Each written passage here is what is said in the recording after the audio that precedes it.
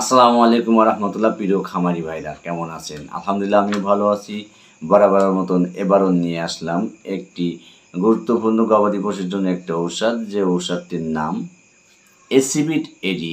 এই এসিবিট এডি ইঞ্জেকশনটি গবাদি পশুতে বহুল ব্যবহৃত একটি ইঞ্জেকশন, যে ইঞ্জেকশনটি Bangladesh animal health ACI company কর্তৃক প্রস্তুতকৃত ও বাজারজাতকৃত। এই এসিবিট এডি ইঞ্জেকশনটি প্রতি মিলিতে আছে vitamin A BP 5,00,000 IU, vitamin D3 BP 75 IU, vitamin E BP 50 mg। চর্বিতে দ্রবণীয় ভিটামিনের এ ডি ই অভাব প্রতিরোধ ও চিকিৎসায় জীবাণু ও প্যারাসাইট এর বিরুদ্ধে প্রতিরোধ ক্ষমতা বৃদ্ধির জন্য এটি ব্যবহৃত হয়ে থাকে।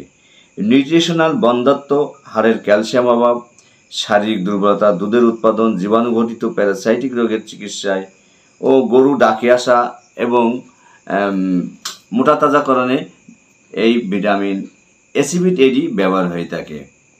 এসিবিট এডি ইঞ্জেকশনটি প্রতি গরু থেকে 5 থেকে 6 মিলি গভীর মাংস পেশিতে প্রয়োগ করতে হয় এই ইঞ্জেকশনটি, এবং ছোটো প্রাণী থেকে 1 থেকে 2 মিলি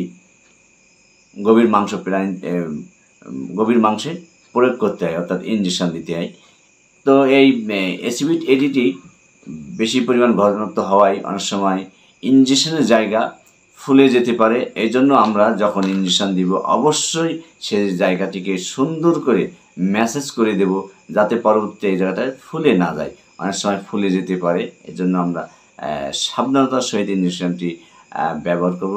তো আলহামদুলিল্লাহ, আমার এই ভিডিওটি যারা আমার ফেসবুক পেজে দেখছেন তারা অবশ্যই একটি করে ফলো দেবেন, আর যারা আমার YouTube channel shine ADL YouTube channel দেখছেন তারা অবশ্যই চ্যানেলটিকে সাবস্ক্রাইব করে নতুন ভিডিও দেখার জন্য।